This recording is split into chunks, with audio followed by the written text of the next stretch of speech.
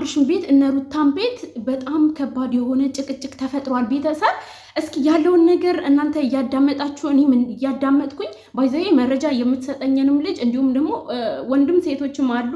ነገር ግን ማንነታቸውን መጥቀስ አልፈልግም፣ ምክንያቱም አብርሽም ያውቃቸዋል ማለት ነው። እስኪ ያለውን ነገር እናዳምጥ። አዴ እና አብርሽን ቤት እና ሩታን ቤት ከባድ የሆነ ብጥብጥ ተከስቷል።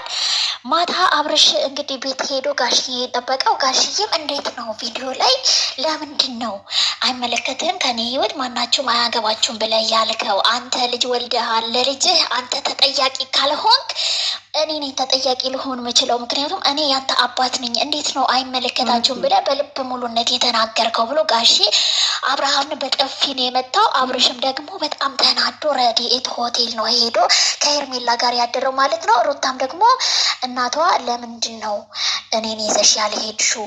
አንቺ ከዚህ በኋላ ቤተሰብ አለሽ። ከዚህም በፊት እኛ በአንቺ ህይወት ያልገባ ነው አንቺ ጀምረሽዋል፣ አንቺ ጨረሽ ብለን ነበር። አሁን ግን ለምንድን ነው ጋሼ ጋር ብቻሽን የሄድሽው? እኛም መግባት አለብን በአንቺ ህይወት፣ እኛም መግባት አለብን። ብቸኝነት ለምን? ቤተሰብ እንደሰማችሁት ነው ሪካርዱን። ይቺ ልጅ እንግዲህ የሁለቱም ቤተሰብ ናት ማለት የኔም ደግሞ ጓደኛዬ ናት ማለት ነው። ያለውን ነገር እየነገረችኝ ያለችው አለች። እኔ ለምን ነገር የሩታ ናት ትክክል ናት። በመጀመሪያ ቆይ አብርሽ ቆይ መጀመሪያ ስለ ሩታ ናት ከማውራቴ በፊት ማለት ነው አብርሽ ሄርሜላ የህመሙ ማስታገሻ እየሆነች ነው። በቃ ደህና ፓናዶል እየሆነችለት ነው። እውነት ለመናገር እንዴት ነው ሰው ሲታመም ወደ መድኃኒቱ አይደል የሚሄደው? አብርሽ እንግዲህ ከቤተሰቡም ሲጣላ ከሩታም ጋር ሲጣላ ሄርሜላ የህመሙ መዳኛ እየሆነች ነው። ወይም ደግሞ እንዴት ነው የሆነ ሰው ስህተት ሰርቶ ሲመጣ አላረለ ሄርሜላ እቅፍ ድግፍ አድርጋ እንትኑን ትሸፍንለታለች ማለት ነው። እና ሄርሜላ ግን ለምንድን ነው ዋጋ ከማይሰጥሽ ሰው ጋር ምን እያደረግሽ ነው? ሄርሜላስ መጀመሪያ ስላንቺ ላውራ እስኪ አንዳንድ ነገር ልበልሽ ማለት ነው። አብርሽ እንግዲህ የህመሙ ማስታገሻ እያደረገሽ ነው። ጥፋት ሲያጠፋ ደግሞ የጥፋቱ መሸሸጊያ እያደረገሽ ነው። በአንቺ በሱ ቤት እኮ አብርሽ ምንም አይደለሽም። እውነት ለምን ነገር እየተጠቀመሽ ነው ያለው።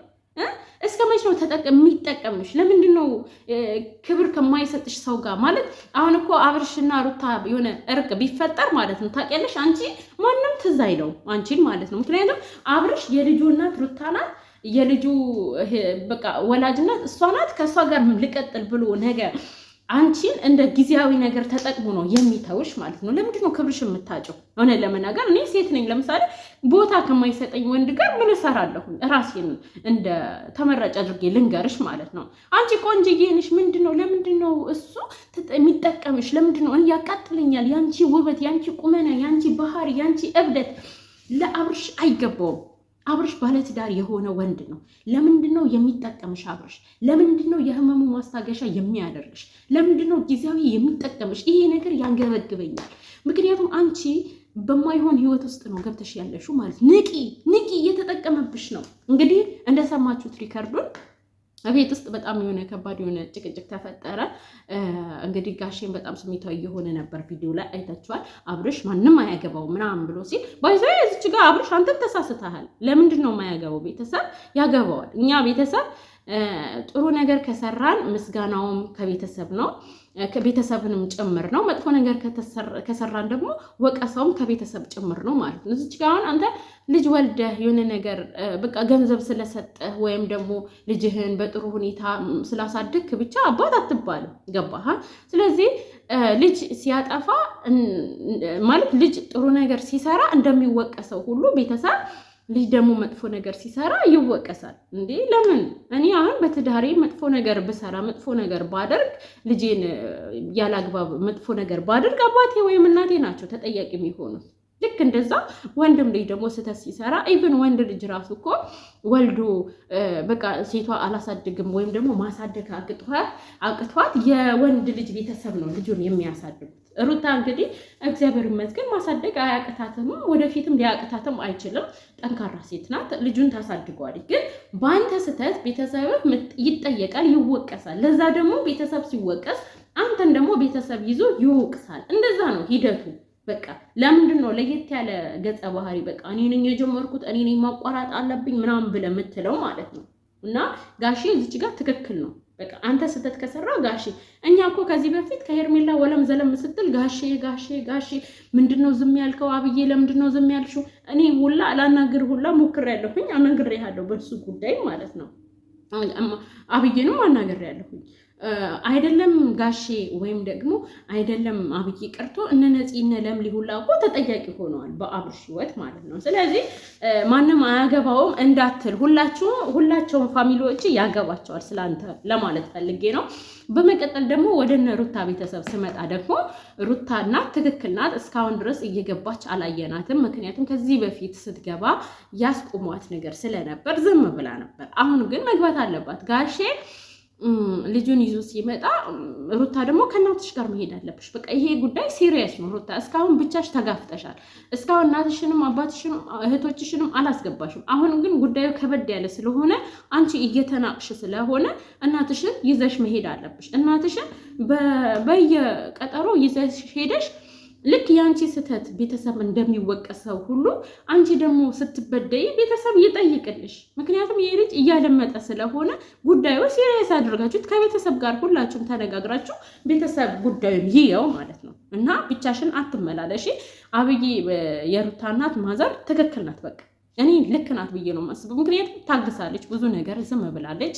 አሁን ደግሞ ያለው ነገር እሱ ከአባቱ ጋር እየመጣ እያወራ ነው። አንቺም ደግሞ ከእናትሽ ወይም ከአባትሽ ጋር መተሽ ማውራት አለብሽ። በቃ እዚህ ጋር ማንነትሽን ቤተሰቦችሽን ይዘሽ ማሳየት አለብሽ። በቃ ይህን ነው ማለት የምፈልገው። እዚህ ጋር አቀጣጠልሽ ምናምን ልትሉኝ ትችላላችሁ። ቤተሰብ አያገባውን በሷ ጉዳይ ምናምን ልትሉኝ ትችላላችሁ። በቃ ሩታ ብቻዋን እኮ ተረገጠች። 9 ወር በሙሉ ማንፋታ ሰጣት። 9 ወር በሙሉ ኩኩሉ እያለ እኛ ነን ካጠገቧ የነበር ነው። ቤተሰቦቿ ዝም ነበር ያሉት። አሁን ግን ይሄ ጉዳይ ሲሪየስ ስለሆነ ቤተሰቡ ይግባ፣ ያለው ነገር ይዩ ነው የምለው። ምክንያቱም ምን እንደሆነ ታውቃላችሁ? በቃ አንዳንዴ ስትናቁ ክብራችሁን ማሳየት አለባችሁ። ቤተሰብ እንዳላችሁ ማሳየት አለባችሁ። በቃ እኔ እንደዚህ ነው የማምነው። ምክንያቱም ብዙ ጊዜ ሩታን ወቅሳት ነበረ። አትናገሪ፣ የተባለውን ነገር አትመኝ፣ ቤተሰብሽን አታስገቢ እያልኩ ወቅሳት ነበረ። ለምን እንደውም ወቅሳት ታውቃላችሁ? ሮቤልና አቡሽ ወንድሞቿ ስላልሆኑ እኛ የአንድ ሀገር ልጆች ነን። እሷ ማለት አውቃታለሁ። ምንም የማይሆን ቤተሰብ መታ ቤተሰቤ ነው ብትል ሁላቸውንም እንተዋወቃለን። ገባቸዋ። ወንድሞቿ ያልሆኑ ወንዶችን አምጥታ እንደዚህ ስትል እኔ ተቃውሚያት ነበር። ቤተሰብም አታስገቢ ወንድሞችሽም አይደሉም ብዬ ነበር። አሁን ግን እናትየው ትግባ። እናት ስትፈርድም አስተያየትም ስትሰጥ ሁለቱንም ወክላ ነው። ለአብርሽም ያላት ሪስፔክት አይታችሁታል። ስለዚህ እናቷ ገብታ ብታወራ ሩታ ምንም የምትጎዳ ነገር የለም፣ ትከብራለች ነው ብዬ ማስበው። ምክንያቱም ጋሽዬ መቶ እንደሚያወራው ሁሉ የሩታ እናት መታ ታውራ። በቃ እህታችን ብቻዋን እንዳትሆን ነው የምለው። በመቀጠል እህታችን ልብሽን ያለውን ነገር መወሰን ትችያለሽ። ምክንያቱም አንቺ ትልቅ ሴት ነሽ። ከዚህ በኋላ ከባድ የሆነ ኃላፊነት ይሰማሻል። ስለዚህ ራስሽን ሳትጎጂ ጥንቃቄ አድርገሽ ልጅሽን በማይጎዳ መልኩ መወሰን ትችያለሽ። መለያየትም ከሆነ ያንቺ የተባለ ነገር ለራስሽ አድርገሽ አንድ ላይም ለመሆን ከተባለ ደግሞ ልጁ አገግሞ ስርዓት ይዞ መታረቅ ትችላላችሁ ባይ ነኝ። በተረፈ እህታችን ስለሰጠሽን መረጃ ከልብ እናመሰግናለን። ሁላችሁም ይህንን ቪዲዮ ላይክ እያደረጋችሁ ለሩታ አድርሱላት ማለት ነው። እኛ ግን መቼም ቢሆን ካንቺ ጎን ነን። ምንም አደረግሽ፣ ምንም ነገር ፈጠርሽ፣ ታረቅሽም ተለያየሽም ከጎንሽ እንደሆን ላሳስብሽ እወዳለሁኝ። ቤተሰብ እንግዲህ እየጠፋው ነው። ትላንትና እየተነጋገሩ እንደሆነ መረጃ ደርሶኛል። ነገር ግን በቃ እስኪ ዛሬ ያውሩ እነሱ የሚሉትን እንስማ ብዬ ነው ዝም ያልኩት። በተረፈ ከልብ አመሰግናለሁ ስለምትከታተሉኝ፣ ስለምትሰጡኝ አስተያየት አመሰግናለሁኝ።